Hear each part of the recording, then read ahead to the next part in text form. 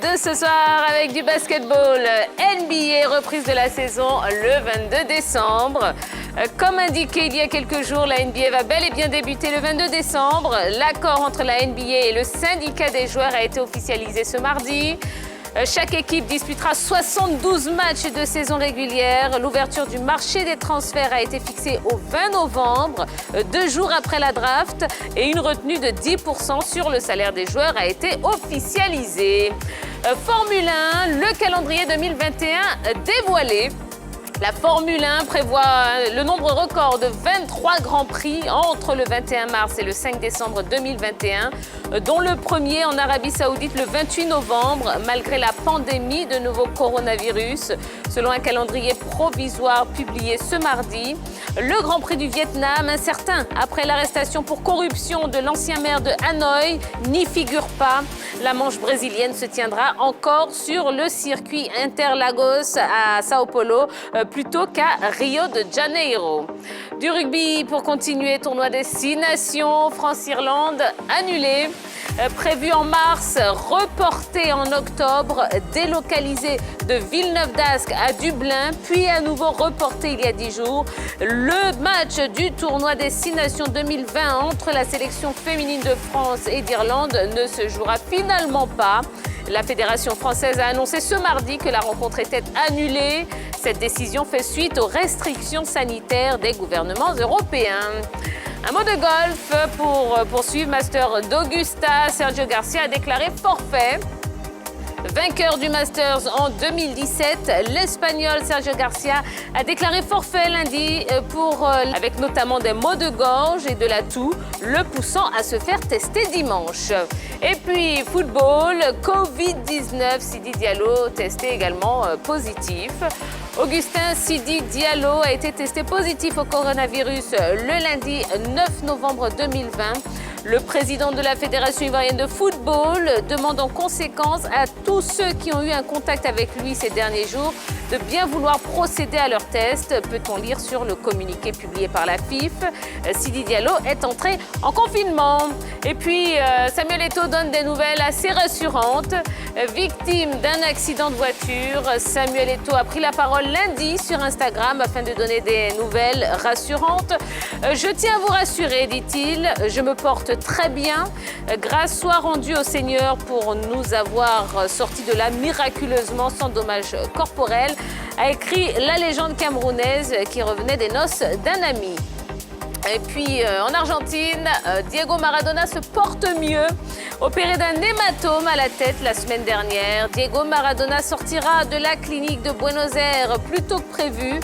Lundi soir, son médecin Leopoldo Luque s'est montré rassurant sur l'état de santé de l'Argentin.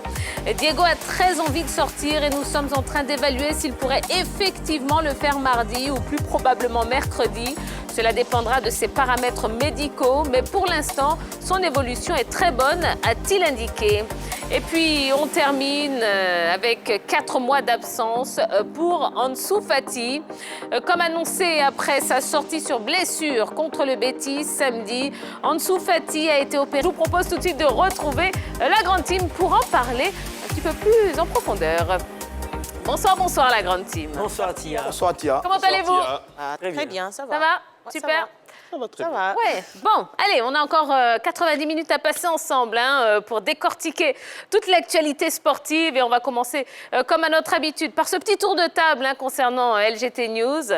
Eh bien, mon cher Ballot, Oui. ouais, Oui, Tia. qu'est-ce que vous retenez de cette actualité? Bonne nouvelle pour les passionnés de Formule 1. Le calendrier de Formule 1 2021 a été dévoilé avec des changements sur le nombre de courses et des innovations. On a eu 17 courses cette saison à cause de la pandémie de la Covid-19.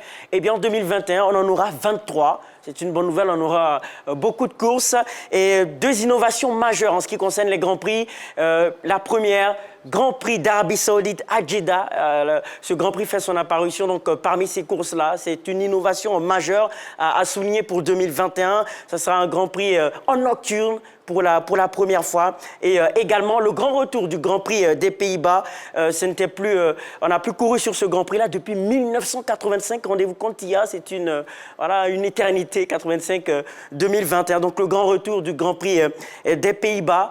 On a hâte d'avoir la nouvelle saison parce que cette saison a été une bonne saison avec Hamilton qui est en tête du classement des pilotes et le sacre de Mercedes, sept fois vainqueur donc de ce prix des constructeurs. Ils ont battu le record de Ferrari qui avait 6 titres de constructeurs. McLaren en a 7 et c'est une bonne nouvelle donc pour l'équipe de Lewis Hamilton. Donc on a hâte d'avoir cette nouvelle saison 2021 avec ses innovations, le Grand Prix d'Arabie Saoudite, le retour du Grand Prix des Pays-Bas et nos 23 courses. On va se régaler sans doute en 2021, c'est sûr. Et concernant le prix d'Arabie Saoudite, est-ce que vous savez qu'il va se jouer tout au long de... il va se courir tout au long de la mer Rouge? Ah non. Ah ben voilà. Oui. En tout cas, c'est quand même quelque chose de grandiose, quand même, tout le long de la mer Rouge. Exactement, un circuit urbain en pleine nuit. Ce sera magnifique. Ce sera absolument magnifique. Magnifique, oui. Magnifique, exceptionnel. Ouais, je suis là. Et là, je me tourne vers vous, Roger Stéphane. Je suis bien là. Je suis bien là. Eh bien, prenez la parole. NBA, basketball, vous l'avez annoncé tout à l'heure, la saison reprend d'un peu plus d'un mois. C'est le 22 décembre prochain, saison régulière, je vais dire l'ensemble de la saison. On avait repris il y a quelques mois avec les playoffs. Là, ce sera toute la saison sur les deux conférences, Est et Ouest. Mais une saison un peu particulière cette année quand même, parce que, ça va se jouer à huis clos. Ça aussi, c'est un peu difficile parce que le grand public ne sera pas dans les tribunes donc, pour voir les stars de la NBA. Ensuite, on parle de réduction des salaires des différents athlètes à hauteur de 10%. Donc, gros manque à gagner pour nos différentes stars sur cette compétition pour cette saison. Et puis, on verra bien quel sera le visage de certaines équipes qu'on n'a pas vu compétir depuis 9 mois, qui vont donc revenir à la compétition. Parce que rappelez-vous que la saison dernière, on a repris les compétitions post-Covid avec les playoffs. Donc, certaines équipes n'ont pas compéti depuis 9 mois. On verra bien à quoi ça va ressembler. Et puis, enfin, la bonne nouvelle, c'est qu'on va retrouver nos stars habituels, notamment le grand LeBron James et Anthony Davis, champions avec l'équipe des Lakers. Eux, ils vont continuer à donner du plaisir aux gens, mais on verra bien une saison assez particulière, dans un contexte particulier. On va voir ce que ça va donner. Mais quand on regarde la qualité du spectacle qui a été offert lors des playoffs, on peut se rassurer de ce qu'il y aura encore du grand spectacle sur les paniers, sous les paniers, du côté de la NBA. Sur ou sous les paniers? Tout ce que vous voulez, parce que le basket... Dans les paniers. Eh bien voilà, on a un peu tous les salles, un peu de tout en ce qui concerne le basketball. Et donc, on se prépare encore à voir notre grand LeBron James, qui en ce moment est le grand patron du basketball au niveau des États-Unis. Oh ben ça fait quelques années déjà qu'il est le grand patron.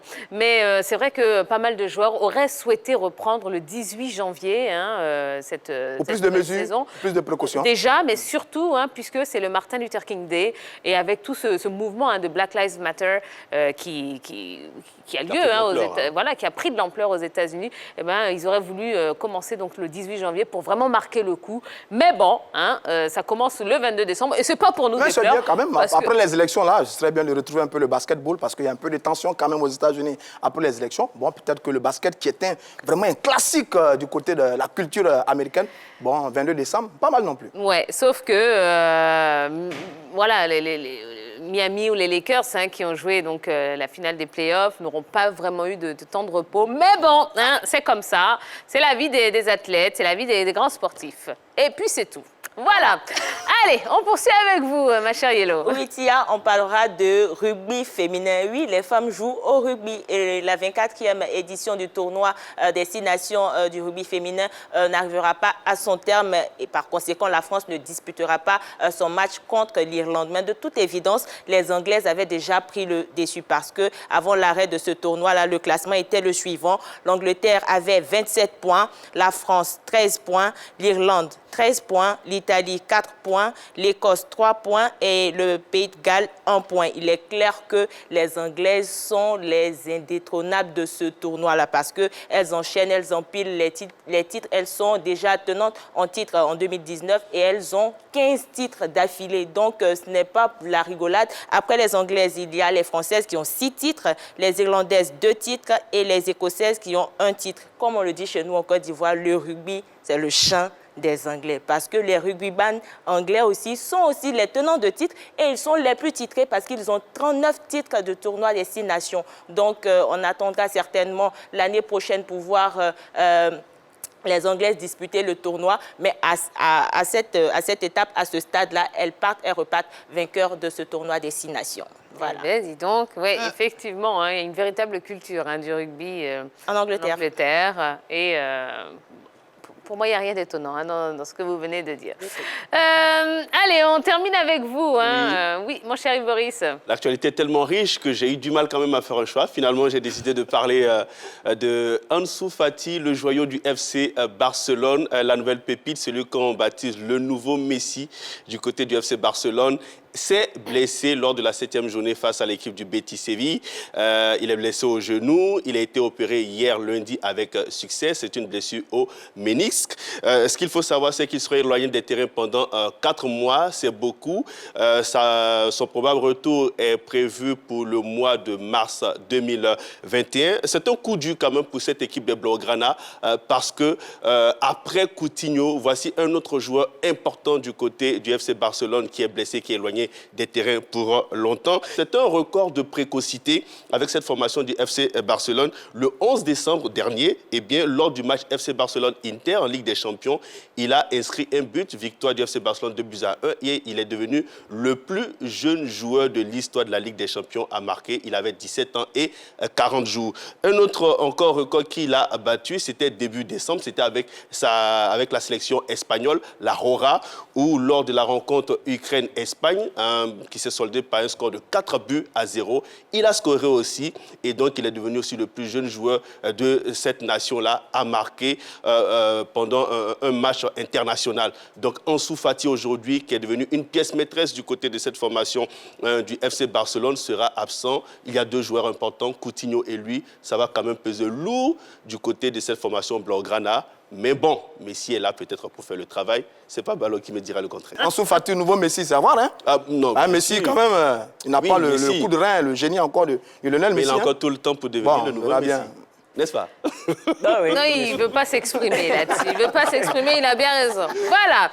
Allez, je vous rappelle, hein, la question sondage de ce soir. Bah oui, hein, on parle, et on en parlera toute la semaine, des éléphants de Côte d'Ivoire, Sébastien Haller ou Jonathan Kodja. Eh bien, vous préférez voir qui en pointe de cette attaque pour le match Côte d'Ivoire-Madagascar? Eh bien, dites-nous tout en allant tout simplement sur la page Facebook de la 3. Allez, on enchaîne avec le focus de ce soir.